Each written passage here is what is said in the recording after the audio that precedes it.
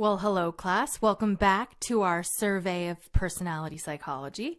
I'm your professor, Dr. Nodarse, and I will be walking you through the other perspectives in this chapter. This is Chapter 12, Personality Psychology, Part 2. All right, let's get started. The next big perspective in psychology has to do with the trait perspectives. And when you think of personality psychology, I bet you probably think of this perspective. You're going to think of personality traits. You're going to think of characteristics. These traits are the little pieces, the little building blocks that make up this big, beautiful, amazing, unique building that is you and your personality. As a review, your personality is your enduring constellation of affect, behavior, and cognition over time across situations. So traits are little pieces of that. They're like building blocks of that big personality, that big, coherent, unique personality that you have.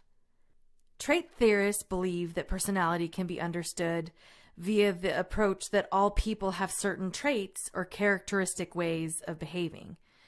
Are you a social butterfly or shy? Are you passive or aggressive, optimistic or pessimistic, moody or balanced? So this perspective absolutely departs from the psychodynamic and the humanistic perspectives. The psychodynamic perspective had to talk about deep, dark, and desirous places underneath and outside of your conscious awareness, and how your early experiences and conflicts and drive issues, whether they were satisfied or not satisfied, formed and helped develop your personality. The humanistic perspective is really at the intersection of psychology and philosophy.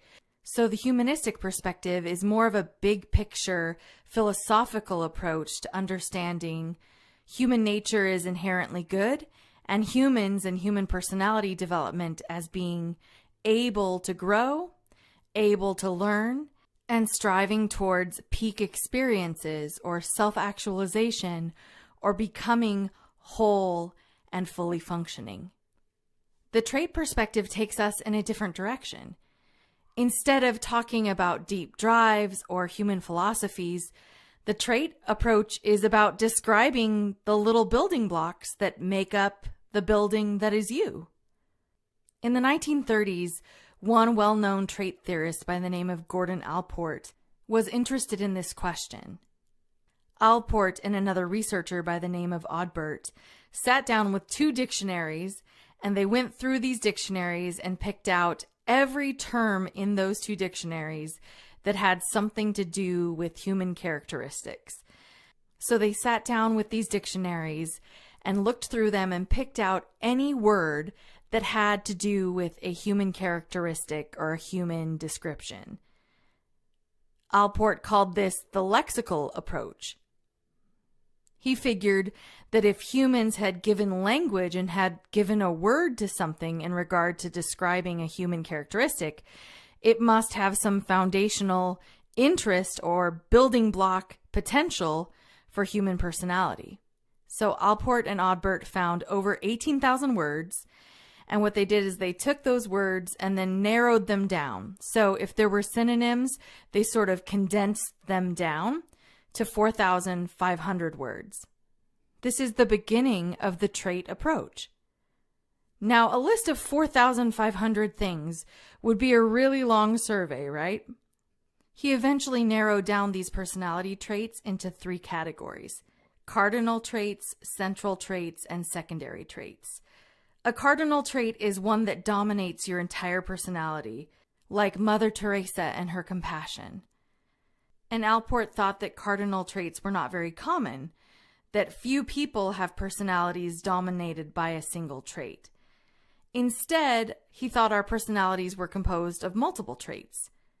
So central traits are those that make up our personalities, such as loyal, kind, agreeable, friendly, sneaky, wild, grouchy, and so on and so on. Secondary traits are those that are not quite as obvious or consistent as the central traits. They're present only under specific circumstances and include things like preferences and attitudes. Now, even given the limitation of the time, so it's the 1930s, Allport really did think that these traits were brain-based, that they were somehow based in the brain. He wouldn't know, and he wouldn't have an MRI or an fMRI to see the brain behavior. But you know what's really cool is that some of these traits really do map on to brain function, and we're just learning the connections between personality and brain development. So even before his time, Allport was on the right track. Now, all of those traits, those 4,500 traits, that's a lot. That is an unmanageable list of traits. So to make the list of traits more manageable, another researcher in the 40s and 50s by the name of Cattell narrowed down his list, Allport's list, to around 171 traits. So Cattell in 1957 identified 16 factors or dimensions of personality. The factors are warmth, reasoning, emotional stability, dominance, liveliness, rule consciousness, social boldness, sensitivity, vigilance, abstractedness, privateness, apprehension, openness to change, self-reliance, perfectionism, and tension. He developed a personality assessment based on these 16 factors called the 16PF. Instead of a trait being present or absent, each dimension is scored over a continuum from high to low. For example, your level of warmth describes how warm, caring, and nice to others you are. If you score low on this index, you tend to be more distant and cold. If you score high on this index, it signifies that you're more supportive and comforting. Now, Cattell in the 50s brings another dimension to the trait theories that's important for us, and this is this idea of a continuum. So these continuum traits mean that everyone has the building blocks, and each building block is represented, but the strength or weakness of that block are varied for different people. And that's going to be a key feature moving forward of the trait theories. Now we had 4,500 traits, whittled down to 171, whittled down to 16, and still there's a lot going on, even in Cattell's 16 personality factors. So what the field did was narrow down the traits even more through statistical analysis. And that analysis is called factor analysis. And what factor analysis does is it groups statistically items on a test that co-vary. They reliably and consistently go together. So kind and supportive are going to go together. For example, a person that says they're kind and rates themselves as like a 4 out of 5 on kind is probably going to rate themselves somewhere near 4 on being supportive.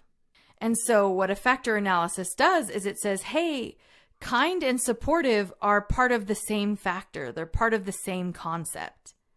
And through factor analysis, this leads us to one of the shining stars of the trait perspective, one of the best, the most reliable, the most valid, the most empirically based, the most consequential, and the most important personality test, the Big Five personality test.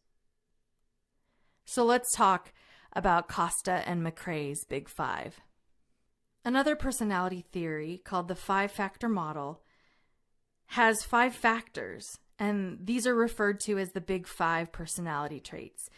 It's the most popular theory in personality psychology today, and it is the most accurate approximation of the basic trait dimensions. The 5 traits are openness to experience, conscientiousness, extroversion, agreeableness, and neuroticism. And a helpful way to remember this is by the acronym OCEAN. In the 5-factor model, each person has each trait, but these traits occur along a spectrum. Openness to experience is characterized by imagination, feelings, actions, and ideas. People who score high on this trait tend to be curious and have a wide range of interests. So people that are high on openness to experience are creative and imaginative. They like variety. They are independent and free thinkers. They place a high value on creativity and thinking outside of the box, essentially. So someone that is high on openness to experience is absolutely artistic, creative, different, unique, and likes variety. Someone low on openness to experience really isn't that creative in the sense of thinking outside the box. They tend to be very pragmatic and practical. They like routine. They like the safety of routine. And they tend to prefer to blend in rather than stand out. Openness to experience is correlated with more liberal political attitudes, higher creativity levels on creative tests, and some flexibility when it comes to cognitive processing and mental tasks. Conscientiousness is characterized by competence, self-discipline, thoughtfulness, and goal-directed behavior towards the direction of being achievement motivated or striving for achievement. People who score high on this trait are hardworking and dependable. Numerous studies have found a positive correlation between conscientiousness and academic success. Some studies also show that people that have conservative political values tend to score consistently higher on conscientiousness than people with liberal values. So a person that is conscientious likes to be very organized and methodical.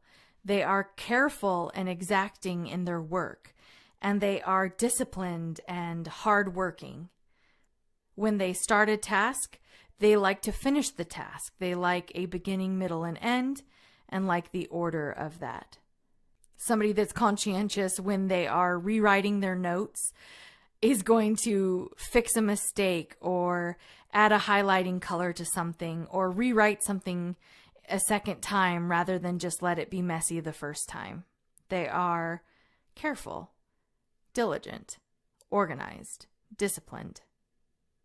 People that are not conscientious or that score lower on conscientiousness tend to be more disorganized, more scatterbrained. They're like less organized in regard to the things that they're doing, the things that they're thinking about, the plan that they have. Compared to people that are high on conscientiousness, they're more careless with details and more impulsive in their actions. As mentioned, conscientiousness is correlated with success in college and college GPA, such that higher levels of conscientiousness are related to higher levels of college GPA. There's a consistent showing that conscientious people show greater skill at work and are rated more favorably at work. And one of the most consistent findings about conscientiousness is that it's correlated with better physical health and longer life, such that people that are more conscientious live longer and have healthier physical outcomes. Our next trait is extroversion, and extroversion is characterized by sociability, assertiveness, excitement seeking, and emotional expression. People who score high on this trait are usually described as outgoing and warm. So an extrovert is often social, fun-loving, and affectionate. They show emotional warmth and emotional expression. Oftentimes, extroverts are engaged and they feel lifted up by social interaction. You get them in a crowd and they feel alive. They feel excited and fully awake. Social time for an extrovert fuels their love tank. It makes them run fast. It makes them feel like themselves. They desire that interaction. They desire the face-to-face. Now, that doesn't mean, you guys, that someone that's extroverted is loud and outgoing and fun-loving all the time. And it also doesn't mean that that person wants to be in a group all the time either. It just means overall, compared to those that are lower on the trait, they tend to enjoy and get more out of social interactions more than people that score lower.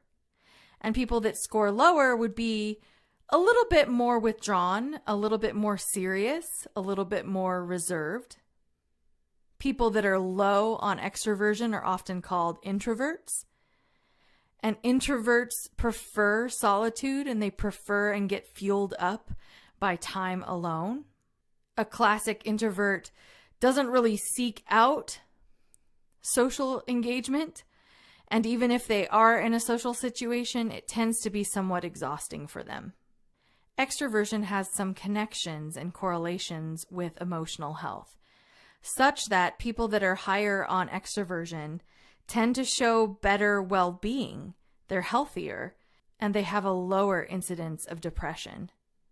Not surprisingly, people who score high on both extroversion and openness to experience are more likely to participate in adventure and risky sports due to their curious and excitement-seeking nature. The fourth trait is agreeableness, which is the tendency to be pleasant, cooperative, trustworthy, and good-natured. People who score low on agreeableness tend to be described as rude and uncooperative. So if you're high on agreeableness, you tend to be somewhat tender-hearted, you are somewhat trusting, and generally helpful and positive. If you're lower on agreeableness, you tend to be a little bit more suspicious and cynical, perhaps a little bit more ruthless or practical, and definitely more uncooperative than someone that's higher on agreeableness. The studies consistently show that females consistently across cultures, across times, score higher on agreeableness than do males. Higher levels of agreeableness tend to be correlated with generosity and compassion and giving, as well as positive satisfaction in their social relationships. So agreeableness has something to do with affection and connection. Interestingly, a 2012 study actually found that men who scored low on agreeableness actually earned more money than men that were considered more agreeable. So that disagreeableness was working for them financially in the workplace. The last of the big 5 traits is neuroticism, which is the tendency to experience negative emotions. People high on neuroticism tend to experience emotional instability and are often characterized as impulsive, angry, and hostile. It's usually found that people that report high levels of neuroticism also tend to report being anxious and unhappy. In contrast, people that score low in neuroticism tend to be more calm, even-tempered, and emotionally stable. So if you score high on neuroticism, what this basically means is that you have a trending towards negative emotionality. That's anxiety, fearfulness, and feeling bad about yourself. It also can sometimes mean that your moods can change quickly, that they're malleable or they move around. And the opposite of that is someone that's low on neuroticism. They tend to be pretty calm, pretty balanced, pretty happy, pretty secure, and pretty confident or self-satisfied in themselves.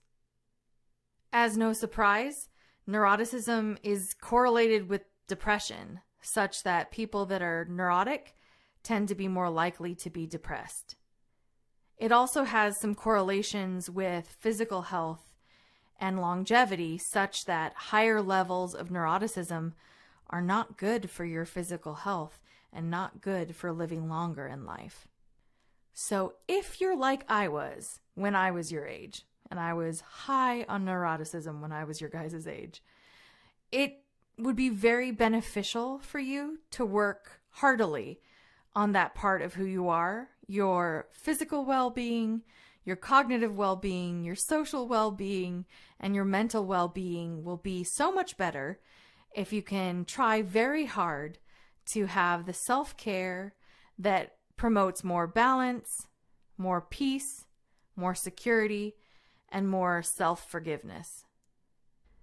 Trust me, you can work on this. It's possible. Now, the big five personality factors each represent a range between two extremes. In reality, most of us tend to lie somewhere midway along the continuum of each factor, rather than at the far ends of the polar extremes. It's important to note that big five traits are relatively stable over our lifespan, but there is and are some tendencies across the lifespan for the traits to either increase or decrease slightly. So I told you in college I would have scored very high on neuroticism, but over time, as I've gotten older, I'm lower on that, somewhere probably in the middle now. Researchers have found that conscientiousness increases through young adulthood into middle age as we become better able to manage our life. Agreeableness also increases with age, peaking around 50 to 70 years old.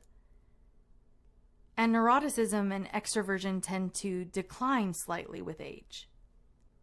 So the big five here actually has the most research behind it, and the big five traits have been shown to exist across ethnicities, cultures, ages, and may even have substantial biological or genetic connections. Research shows cross-cultural confirmation of the big five, that it exists in other cultures. There is a biological basis for some of these big five factors, and we'll talk a little bit more about that later in this chapter. And what's so special about the factors is that these five factors are not interdependent, meaning just because you know a score on one factor does not mean that you know a score on another factor. What does that mean? That means that you can have unique combinations of these five factors. So the Big Five self-report version is called the NEOPI. And even if you wanted to take that, I'm pretty sure you should be able to find that on the internet. This Big Five test has the most scientific and empirical backing compared to any of the other perspectives that we're going to talk about today.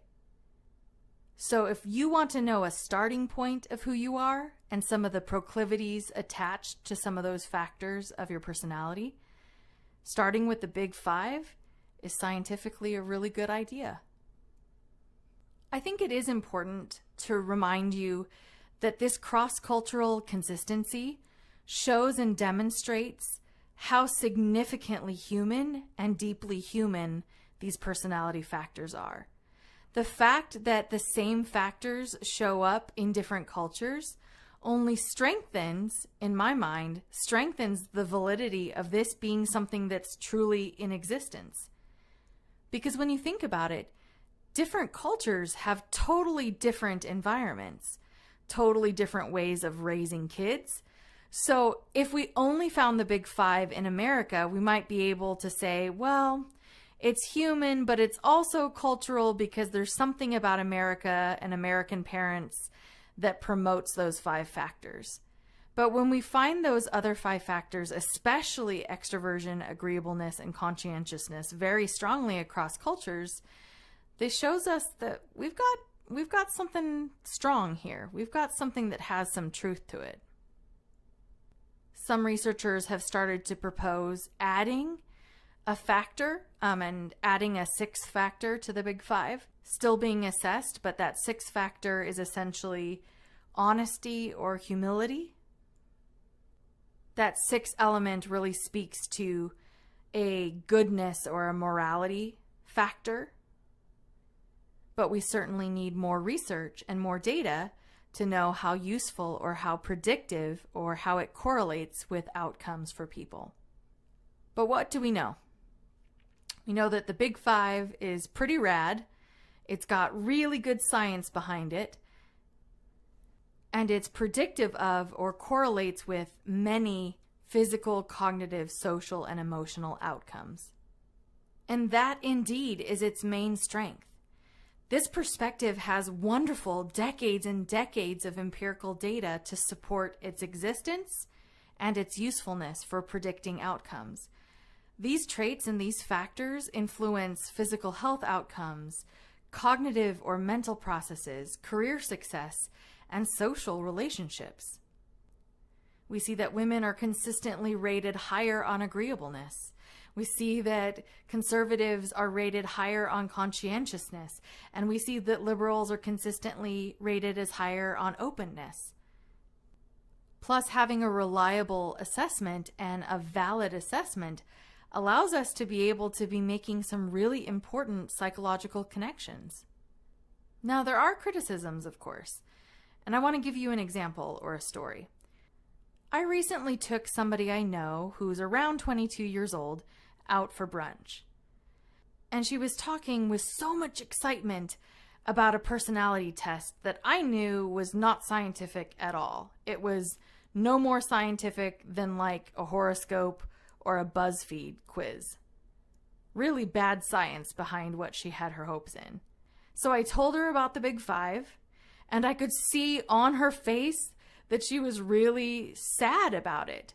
She wanted more. She wanted to see more nuances. She wanted to know more about herself than just these 5 factors. She was upset that these 5 things couldn't come close to describe all of the aspects of who she is. And you know what? That's true. You are more than 5 little things. But those 5 things are connected strongly with some outcomes for you, physically, cognitively, socially, and emotionally. What I was trying to tell her is that the Big Five is like a quality surgeon. And this other personality test that's not scientific at all is kind of like someone that's not a doctor but pretending to be a doctor. If you had to go in for surgery, the Big Five has a success rate that's much higher than the other non-scientific tests. So if I want to do surgery or know things about myself or have a healthy outcome for myself, I need to go in the direction of stuff that has good science behind it. But as I reflect on that, I do understand the criticism. I do understand, because I saw it on her face, how she wanted more than just 5 things to talk about. So a criticism of the Big Five is that it can't quite capture all the beauty and the complexity and the uniqueness of the human spirit.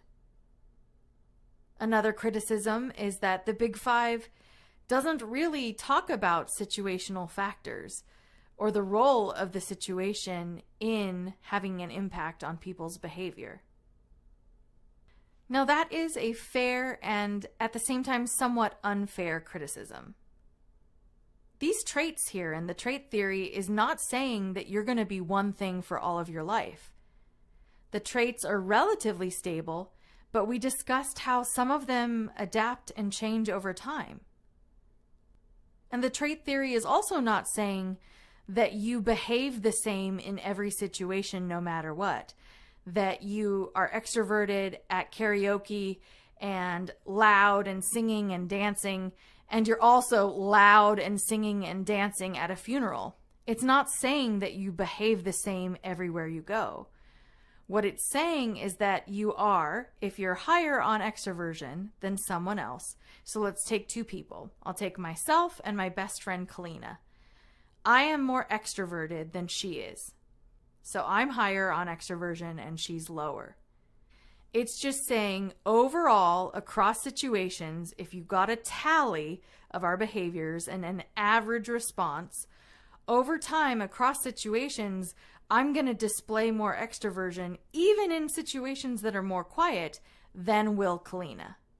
Then will someone lower on that trait score. So I do see the criticism there.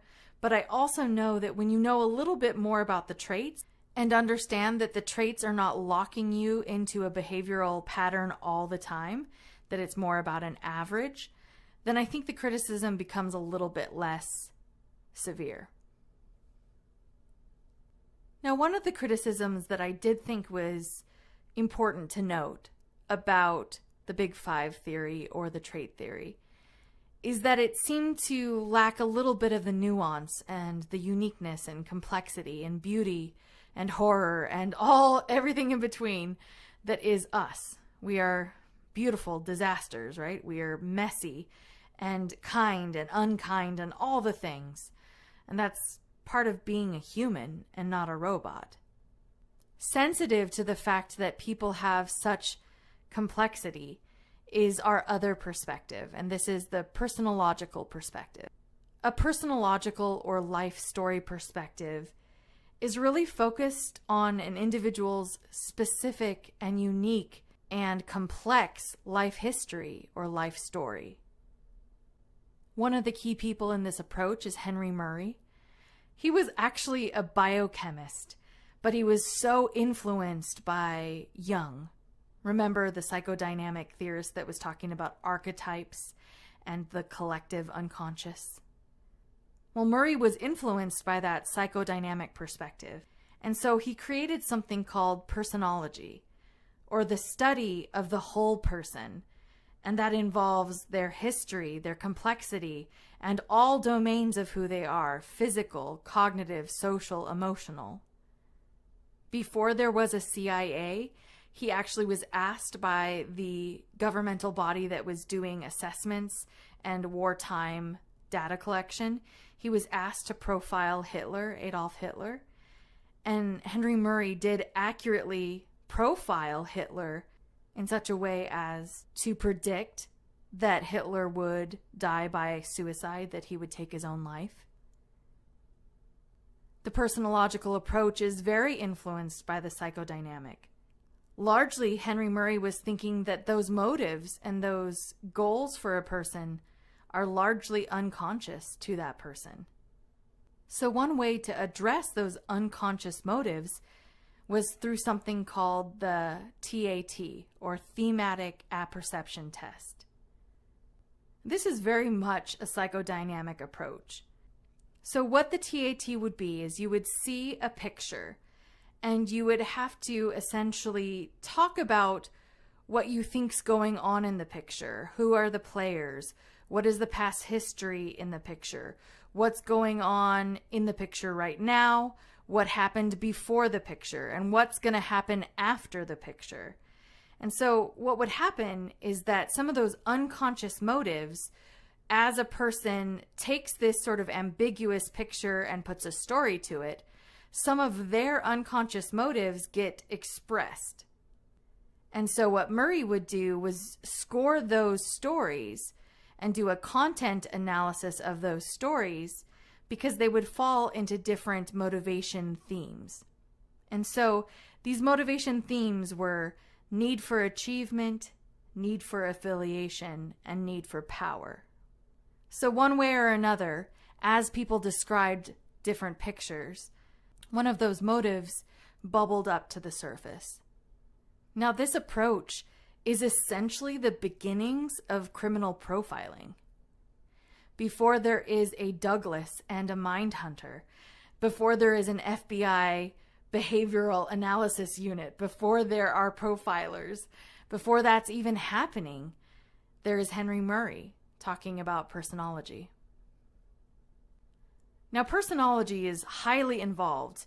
It usually involves interview, case study, life review, and that's a life review could be a lot of things. That's a lot of diary entries, a lot of reports, self-reports, a lot of talking to people that know the person and doing content analysis of the person's own thoughts, motives, behaviors, and discussions. All of that is very timely and very costly. It takes a lot of time. Now, the personological approach does not have the empirical data that the Big Five does, but it actually exists for a slightly different purpose. The TAT actually, in some clinical settings, is quite useful. So you might use the TAT with a new client. Let's say that you are a high school counselor and you've got some new kids on your caseload. Kids are not going to walk into your office and immediately tell you everything that's going on and the deepest motives of their life. You know, it's going to take a while. So a TAT might be a really good icebreaker, because you could be like, okay, so we're going to kind of play a game here. I'm going to show you a picture, and I want you to think about what it is you see in the picture. Who are these people? And so they might kind of be like, oh, okay, well, this is a mom and a daughter, and the daughter's really upset at the mom because, you know, right? So like we're starting to have some conversations, and I'm asking, oh, well, why does the mom think that? And What is the daughter feeling right now, right? I'm asking more questions. So something like the TAT, it might not be the empirical usefulness of something as great as the Big Five, but it still has its place. It still has its usefulness within certain settings. Okay, I want to move now to the behavioral perspective. And before I get into social cognitive, I just want to say that this perspective that we're talking about now has a behavioral tradition. And I just want to review a little bit with you this perspective. The behavioral perspective largely has to do with learned patterns of responding. So behaviorists don't see personality traits as inborn. Instead, they view personality as significantly shaped by the reinforcements and consequences that happen and are learned by an organism. In other words, people behave in a consistent manner based on their prior learning. B.F. Skinner, our classic behaviorist, believed that environment was solely responsible for all behavior, including the enduring consistent behavior patterns studied by personality theorists. Skinner disagreed with Freud's idea that personality is fixed in childhood. Skinner argued that personality develops over our entire life, not just the first few years. Our responses can change as we come across new situations and new reinforcements and new punishments. Therefore, we can expect more variability over time in personality than some of the other perspectives would predict or anticipate. Now, one of the really important people in the social cognitive perspective is a researcher by the name of Albert Bandura. And Bandura agreed with Skinner that personality develops through learning. He disagreed, however, with Skinner's strict behaviorist approach to the development of personality, because he felt that thinking and reasoning are also important components of learning. So he presented a social cognitive theory of personality that emphasizes both learning and cognition as sources of individual differences in personality. In social cognitive theory, the concepts of reciprocal determinism, observational learning, and self-efficacy all play a huge role in personality development. So important questions for the social cognitive theorists would have to do with how is behavior tailored to situations, and how are beliefs related to behavior and performance? What is the power of expectancy and expectation on behavior and behavioral patterns? How are my expectancies and thoughts about the world and experiences with reinforcement, how do they impact my pattern of behavior?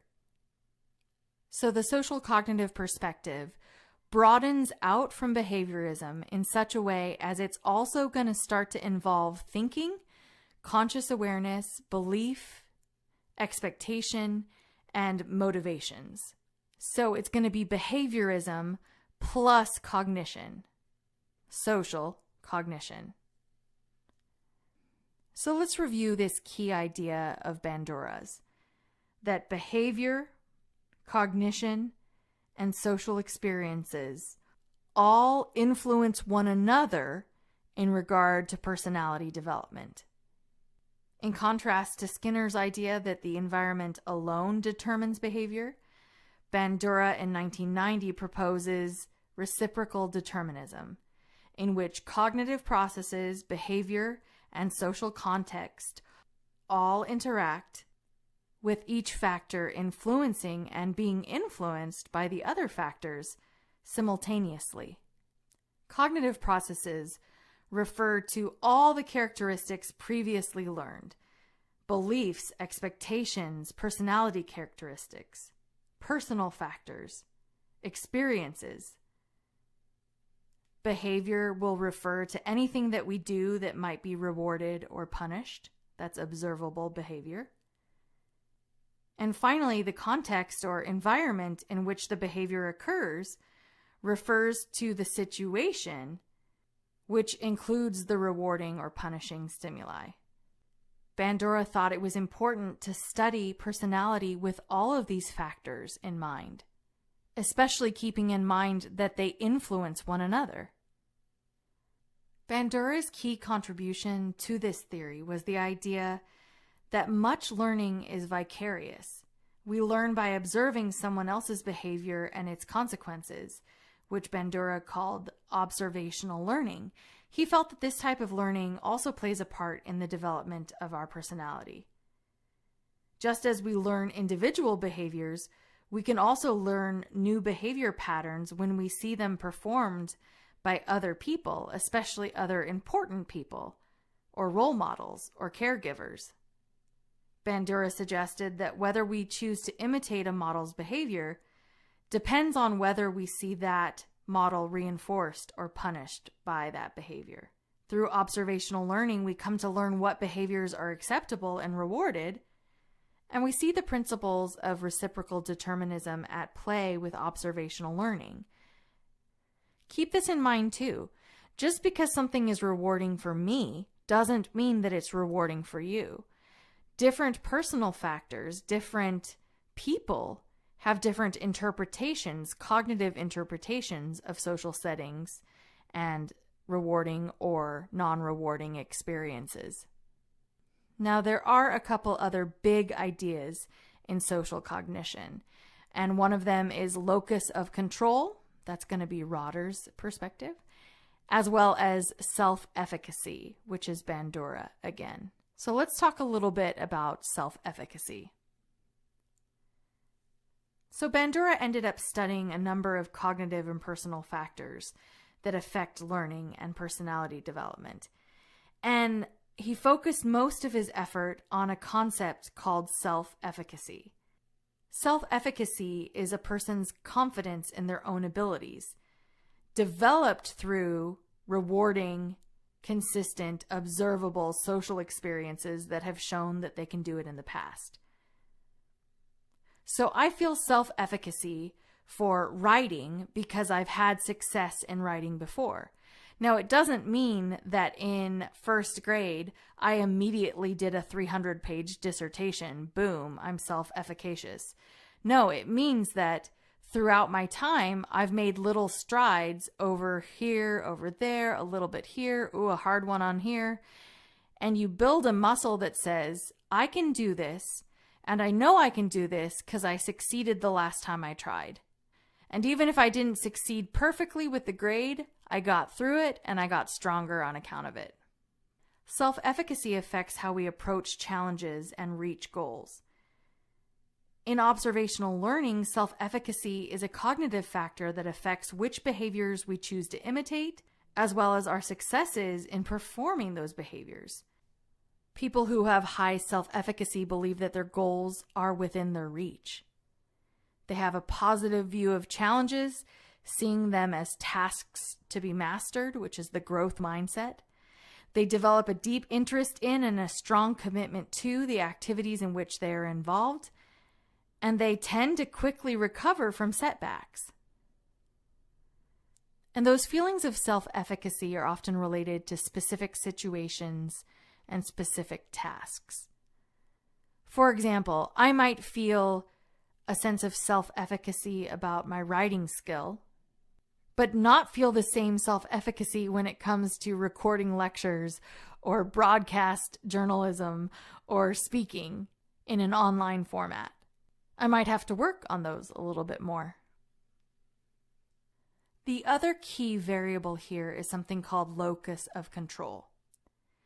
So Julian Rotter proposed the concept of locus of control, which is another cognitive factor that affects learning and personality development.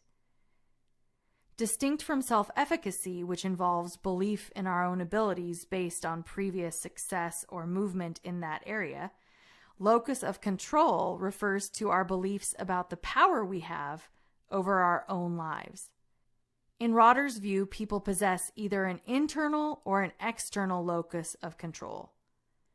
Those with an internal locus of control tend to believe that most of their outcomes are the direct result of their own efforts, whereas those people with an external locus of control tend to believe that their outcomes in life are outside of their control. They are external to their own control.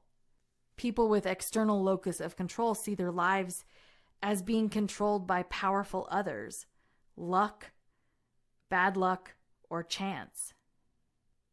Researchers have consistently found that people with an internal locus of control perform better academically than those with an external locus of control. People with an internal locus of control end up achieving more in their careers. They're more independent. They are physically healthier, and they're also emotionally healthier because they're more able to cope, and they are less depressed than people that have an external locus of control. So when we talk about the social cognitive perspective, we're going to remember reciprocal determinism. So that is behavior, cognition, situation, all of them influencing one another simultaneously.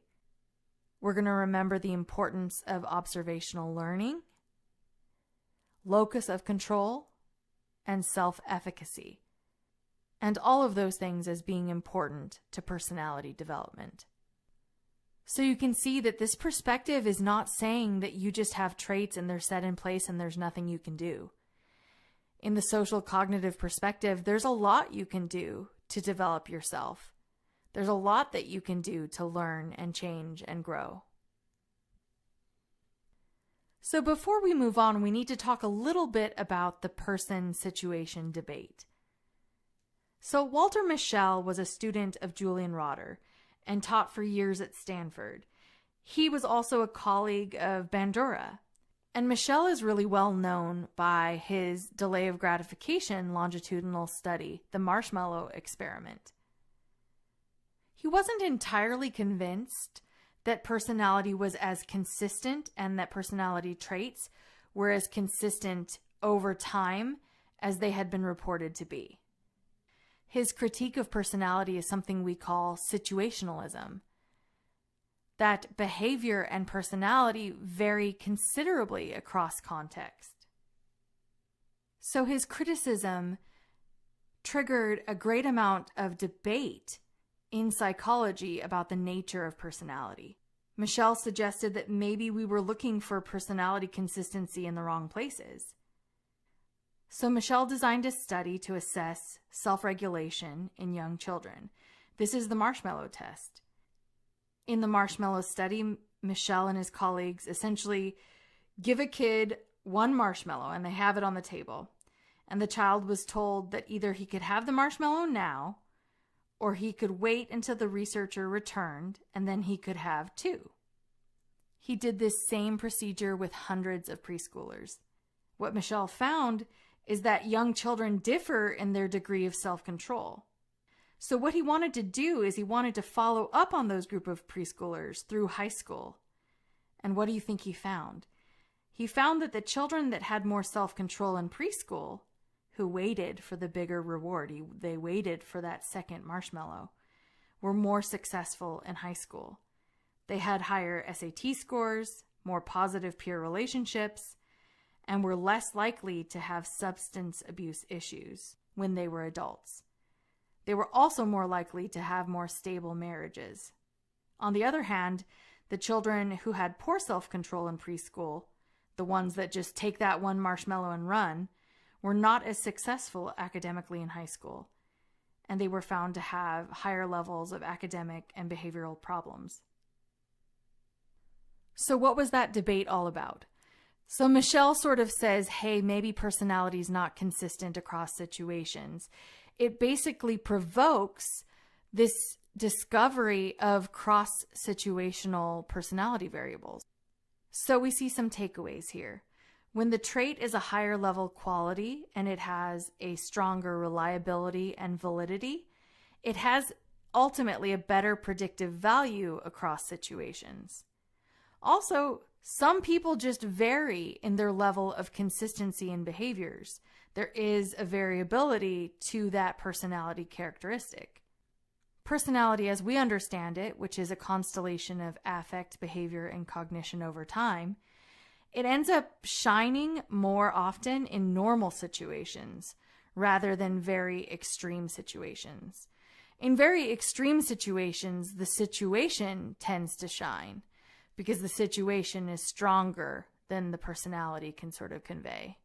So I might be very bubbly, but if someone runs into my office with a gun and holds us hostage, I might not be bubbly in that situation because it's a very strong situation. It's a very extreme situation. The situational factors and influences are bigger and more extreme than my personality would be given the chance to display. Something else to remember about the person-situation debate here is that people choose their situations. Not always, but we do have a role in which situations we put ourselves in. And as I've said before, when we think of personality and we think about it cross situations, we're not saying that everywhere I am the most extroverted person ever. What we're saying is that rank order of my behavior compared to my friend Kalina. I'm higher on extroversion, she's lower on extroversion. That in general, I'm going to be more extroverted than she will be across situations. So today the debate is mostly resolved, and most psychologists consider both the situation and the person as important factors in understanding behavior. So let's evaluate the social cognitive theory. As mentioned, its contributions are extremely useful in understanding the interaction of individuals with their environment.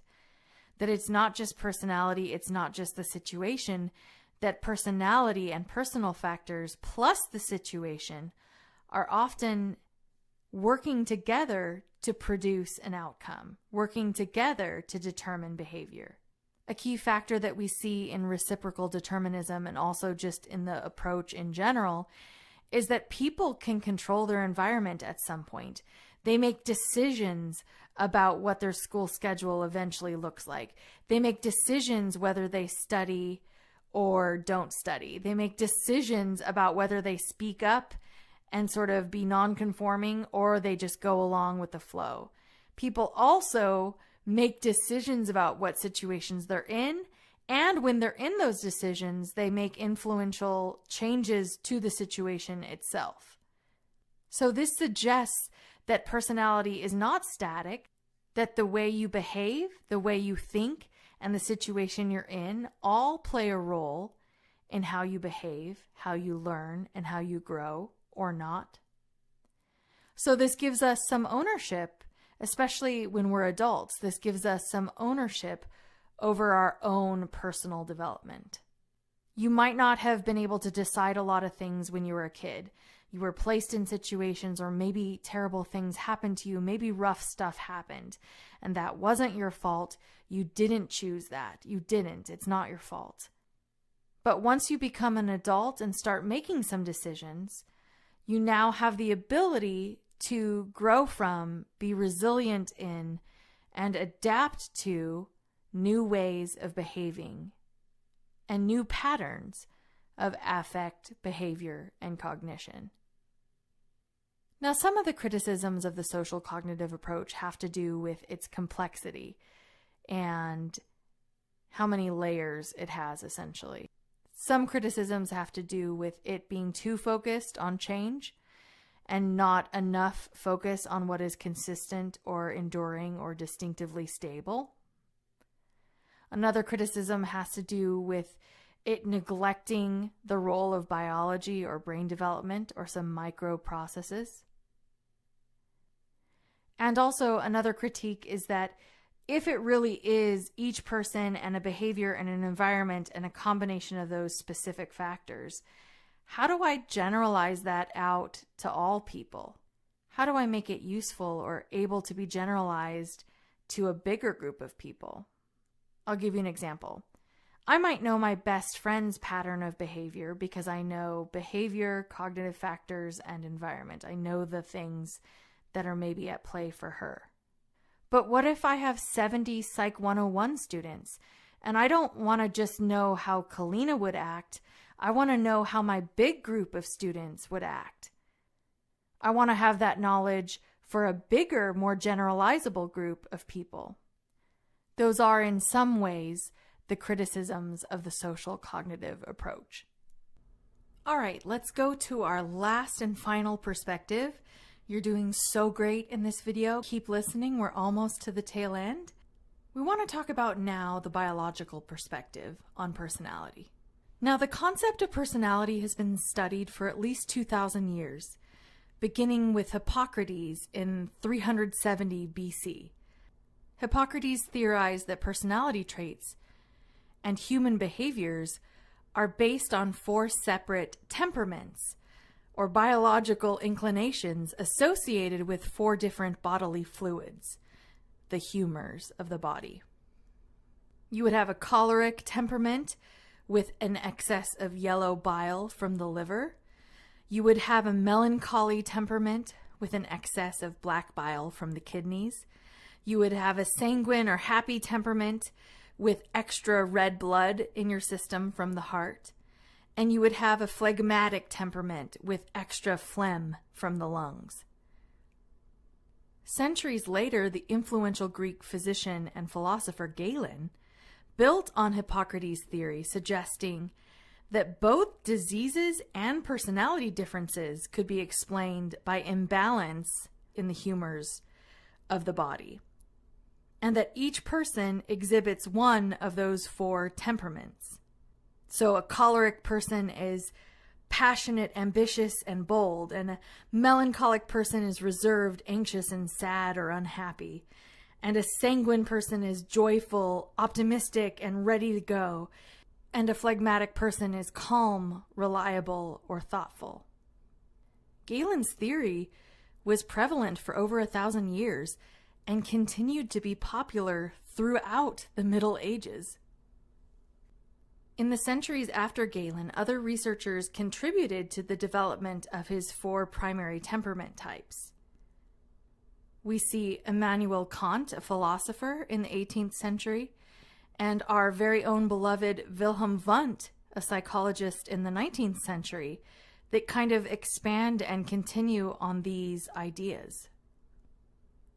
Most contemporary psychologists would now believe that temperament has a biological basis due to its appearance very early in our life. You remember we talked about it as pre-personality in Chapter 9.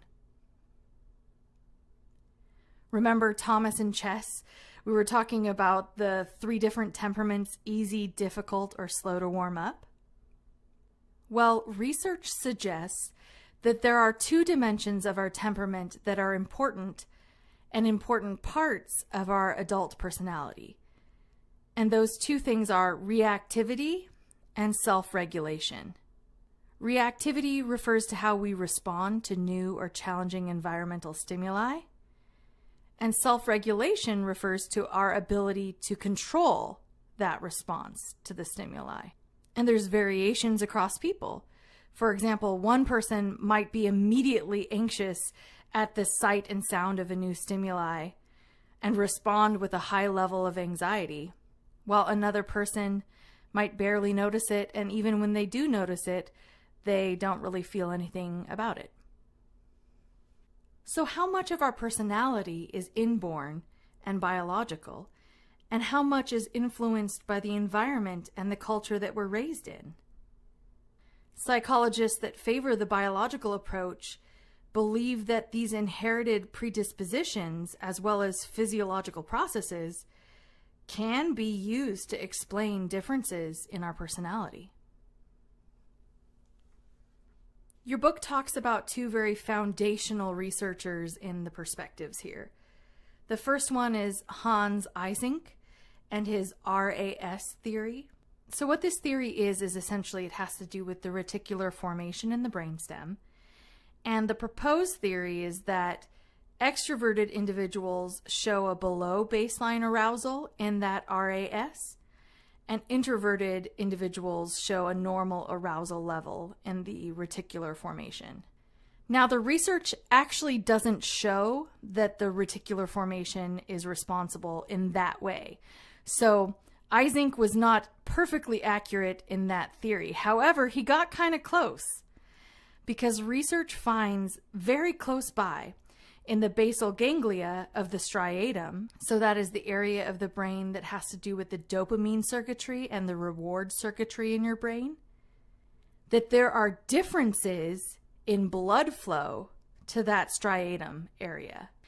And the blood flow differences do show the pattern that would be expected according to Eysenck's theory, in such a way as the extroverts have a lower blood flow in that area, putting them below the baseline blood flow. So they need to do more to get that rewarding circuitry pumping, essentially. And the introverts have more blood flow in that area. So even though Eysenck's theory in particular in the area in the brain that he proposed was not accurate, he was very close. And that tends to be a very promising finding in the sense that the brains of extroverts and introverts might show some different transmission patterns. We think that that has to do with the role of neurotransmitters. There's some implication that the dopamine and serotonin genes and the dopamine and serotonin receptors are involved in some way in human personality and personality differences. So this first bullet point has to do with the fact that dopamine has been implicated in rewarding social bonding experiences in such a way as that dopamine circuit and the dopamine receptors can be stimulated by warm, authoritative caregivers. So in connection with Chapter 9, we see the benefit of having a safe, warm, love plus limits parenting or caregiving style growing up. We see some differences in reward sensitivity, and we think that that has to do with the basal ganglia, the striatum, and the dopamine circuit. And there are differences of reward sensitivity for extroverts versus introverts. And we see lower levels of serotonin circulation in the brain and in the bloodstream as being implicated in neuroticism and connected to neuroticism. Your book also talks about a very classic theory from Jeffrey Gray that has to do with reinforcement sensitivity. And what's thought to be happening here is essentially extroverts and introverts are going to show different patterns of activation or inhibition, respectively. We have the amygdala, anterior cingulated cortex, prefrontal cortex, all sort of coordinating with an affective style towards moving towards a reward. Therefore, those brain areas moving in synchrony in such a way as to make it more likely for extroverts to behave towards reward and to seek reward. And that pattern of reward seeking would be different than that of the brain of introverts. This leads us to the field of behavioral genetics. Now, one of the big studies here is something called the Minnesota Study of Twins Reared Apart, a well-known study of the genetic basis for personality. Now, this study conducted research with twins from 1979 to 1999. In studying 350 pairs of twins, including pairs of identical and fraternal twins reared together and apart, researchers found that identical twins, whether raised together or apart, often have very similar personalities. These findings suggest the heritability of some personality traits. Heritability refers to the proportion of difference among people that is attributed to genetics versus environment. Some of the traits in this study were reported as having more than a 0.5 heritability ratio, and those include leadership, obedience to authority, a sense of well-being, alienation, resistance to stress, and fearfulness. That's actually very important. The implication is that some aspects of our personality are actually quite controlled by genetics. Not a single gene, but by a combination of many genes. So is there a biological basis of personality? Yes, absolutely. Does the environment also matter? Yes, absolutely. We're just at the very beginning of understanding the fascinating effect of our biology on our psychology. And for those of you that continue in psychology, I'm so excited for the insights and revelations that you're going to learn about as research comes in over the years on areas of the brain that have influence on our affect, behavior, and cognition. Okay, before we talk about assessments, I just want to check in real quick to make sure that we're all still on the same page. Personality, again, is a constellation of consistent, enduring affect, behavior, and cognition patterns that occur for a person over time and across situations. It doesn't mean I behave the same in every situation. It just means that on a continuum, I behave in that direction more times than not. And since I'm a unique person, it means that many of those traits and parts of who I am, they work together to build a unique me. Now, what the data shows us is that you don't just stay the same you every year of your life. Traits are, yes, indeed, somewhat stable by definition, but what's cool is that those positive traits tend to increase over adulthood as a person becomes more socially, emotionally, and hopefully physically and cognitively mature. And this is why I want to give you hope today. If you've got something in your personality, or a best friend has a weakness, or a person in your family has a certain characteristic style that really annoys you, or you have stuff about you that annoys you, just because those things are in that position right that very second, doesn't mean that they stay that way forever. And if we have the growth mindset at the same time as we mature, we put ourselves in a really good position for resilience, growth, and change. As we get to the tail end of this chapter, it's important to denote the different assessment types of personality inventories that we have. How do we assess personality?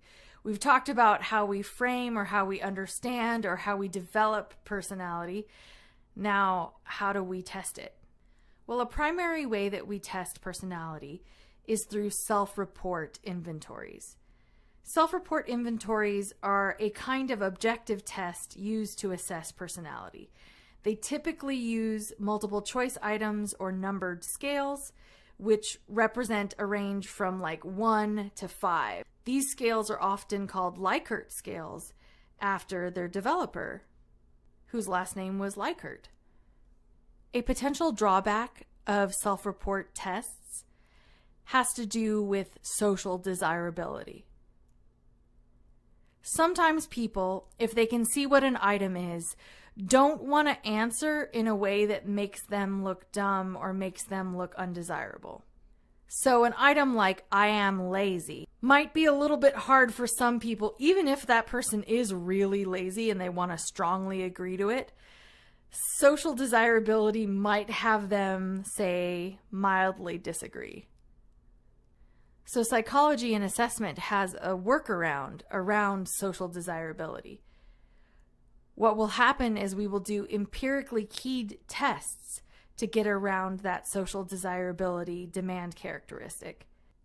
So empirically keyed tests are a workaround to get around this issue of social desirability and the effects of people answering the way that they think you want to hear.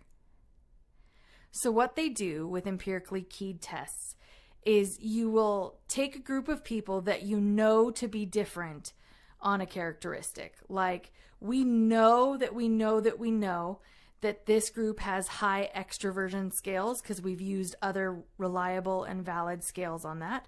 And this other group is low on extroversion, okay? And then we give them lots of questionnaire items. Totally different questions. Not questions that are like, "I am lazy" or "I am social." We just give them a whole bunch of different items. And the test takers don't know what's being measured. And those individual test items have nothing to do with what we're trying to measure. So they might be stuff like, I like to take showers, or I love chocolate ice cream. They might be random questions or random statements. If our extroverts have answered reliably higher and differently than our introverts on an item like I like showers or something, then we can use that item later in our assessments of extroversion because it reliably predicts a score on extroversion. And that is an empirically keyed test. The MMPI is an example of an empirically keyed test. One of the most widely used personality inventories is the MMPI, or Minnesota Multiphasic Personality Inventory. This is an empirically keyed test. So it was first published in 1943, and then later in 1989, with its current 567 items. Because it's an empirically keyed test, it controls by social desirability because none of those items let the person or the test taker really know what's being studied.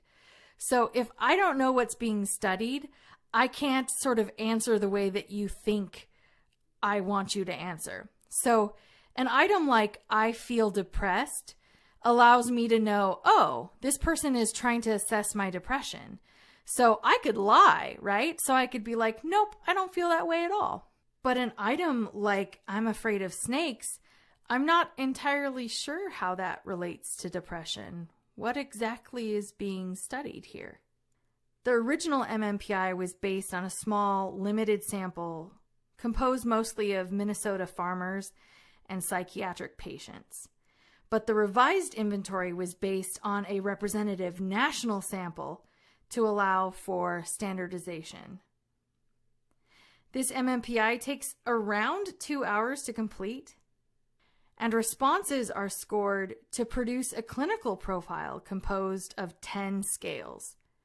The scales are hypochondriasis, depression, hysteria, psychopathic deviance, masculinity versus femininity, paranoia, obsessive compulsive qualities, schizophrenia, mania, and introversion. There's also a scale to assess or ascertain different risk factors for substance abuse. Although the MMPI was originally developed to assist in the clinical diagnosis of psychological disorders, it is now used for occupational screening, such as law enforcement, college, career, and marital counseling. In addition to clinical scales, the tests also have validity and reliability scales.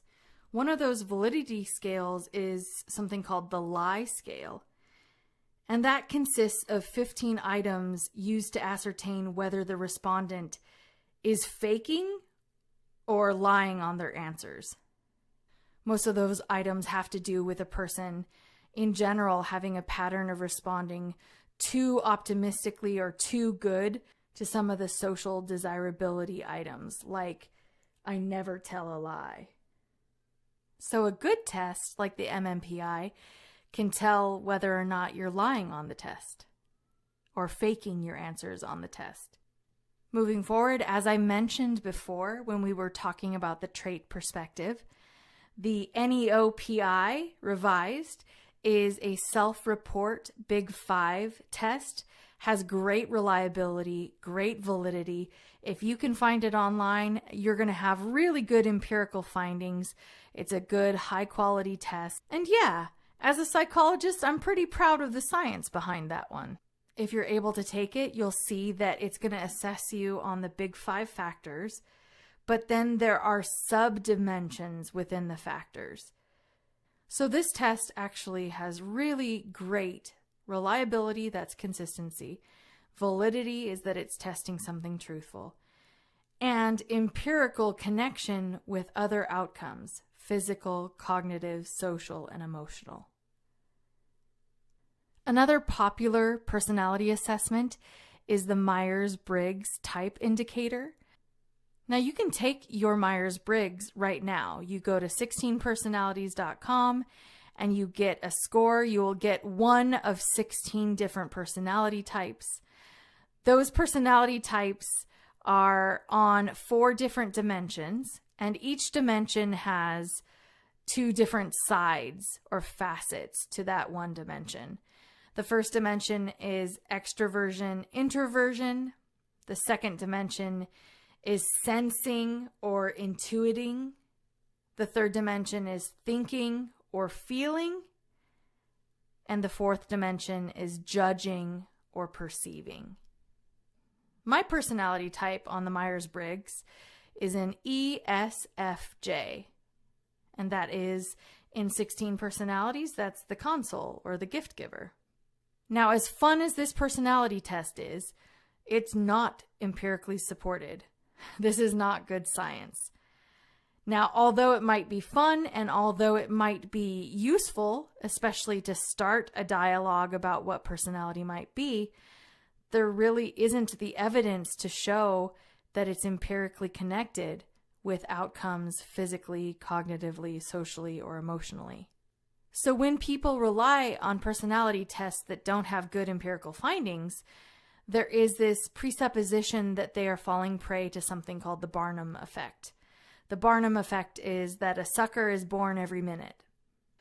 Another way of sort of saying this is that if you get a personality type, one of the 16, you can read into that personality type anything you want to see if you believe that you're going to see it.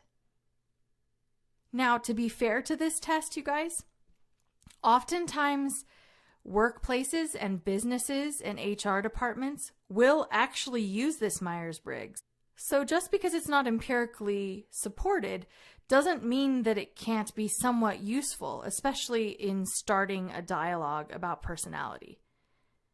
So I'll tell you how I use it. So when I do foster parent training, and the foster parents come in and I give them 30 hours of training before they're certified and before we move forward with them having kids in their house. Many of them are adults. Many of them have not ever thought about psychology or really thought about their personality or thought about working in groups. And I will often do the Myers-Briggs as a way of starting a brainstorm or starting a conversation, like an icebreaker, to talk about some of the strengths and weaknesses that we each have. And I always tell them, I'm like, listen, this is not a scientific diagnostic. This is just to get us thinking a little bit about the things that might be strong or weak for us or things that we could work on. So just like we talked about a little bit earlier in some of the projective tests, just because something doesn't have strong empirical support doesn't mean that it doesn't have a usefulness somewhere, even if it's just to start a dialogue. We can't leave this chapter without talking about projective tests. And another method for assessing personality is projective tests. This kind of test relies on one of the defense mechanisms proposed, and that is projection, as a way to assess unconscious processes. During this type of testing, a series of ambiguous pictures could be shown to the person being tested, who is then encouraged to project their own feelings, impulses, and desires onto the cards, maybe telling a story or interpreting a picture or completing a sentence or drawing a picture. And even some of them can be used to assess whether someone has unusual thoughts or a high level of anxiety, or if that person is likely to become volatile or hostile. Now, the picture that we see here is one of the 10 cards in Rorschach's inkblot test. And it's a series of symmetrical inkblot cards that are presented to a client by a psychologist. Upon presentation of each card, the psychologist asks the client, "What might this be?" What the test taker sees is proposed to reveal their unconscious feelings and struggles. There is some usefulness to the inkblot test in clinical settings, as it's shown some effectiveness in measuring depression, psychosis, and anxiety. So the classic Rorschach test has 10 cards. There's 5 black and white and then 5 with color. This is one that's in color. What is this a picture of? Let's look at this for a second. How would you answer that? A second projective test that we've already talked about when we were talking about Murray and personology is the thematic apperception test. So Murray and his colleague Morgan put together essentially 8 to 12 pictures just like this one. This is actually one of them. And they're ambiguous pictures. So a person is asked to tell a story about each picture. The stories are supposed to give insight into the person's social world, revealing hopes, fears, interests, and goals. The storytelling format helps lower a person's resistance to divulging unconscious personal details. Now remember that Murray would do a content analysis of the story and code it for whether or not it fell into a need for achievement, a need for affiliation, or a need for power. The TAT has been used in clinical settings to evaluate psychological disorders. And more recently, it's been used in counseling settings to help clients gain a better understanding of themselves and to help promote this conversation towards personal growth. Despite its shortcomings in regard to empirical validity and reliability, the TAT has been one of the most widely used projective tests, and it's still used in clinical settings. So let's imagine that you're in the counseling office, and I give you this picture. And I say, okay, I want you to look at this picture and tell me a story about what's happening. Describe to me what's happening in this picture. And you'd describe a little bit, and I would ask you for some more details. And you would describe more details, and I would ask you what came before the picture. And you would give me some details. And I'd ask you what's going to happen after the picture in the timeline. And you'd give me more details. And then I'd ask you about the feelings of the characters in the picture. And then I'd ask you questions, right? You can see where I'm going, that I'm asking you to expound on places that you're maybe projecting yourself into the picture a little bit eventually. Thematic apperception test. Classic and well-known and well-used projective test. So as we come to the end of the chapter, I want to give you some insights, some empirical scientific insights, well-validated insights from psychology in regard to the connections between personality characteristics and health and well-being. Consistently across the data, we see that people that are conscientious and that score high on conscientiousness have better health and longevity. They're better at following health rules. They have, in general, lower stress, and they show lower levels of substance use and abuse, lower smoking, lower drinking. And that pattern of healthiness is consistent for people that have an internal locus of control, high self-efficacy, optimism, a type B or an easygoing personality type, a positive expectancy for the future, higher extroversion, lower neuroticism. You're going to see better health outcomes, both mental health and physical health, when you're veering in the direction of these characteristics. So if you don't have these personality characteristics, don't give up. You have control over what you decide to do. You got through another huge foundational chapter, and I hope that you learned something valuable. Give yourself some grace this week. Try to focus on the good stuff. Try to work on yourself even just a little bit, not with shame, but with growth in mind, right? Next week, we're going to be going to one of my favorite chapters in the whole book, and that is Social Psychology, Chapter 13. And hey guys, we're at the tail end of the semester. You're almost there. You're doing awesome. I hope that wherever this lecture finds you, you know how awesome you are, and you know how much I admire you, and I think about you, and I care about you guys. I'm proud of you. I'm so proud of you. So you guys did a great job today. Congratulations. I will catch you next week for Chapter 13.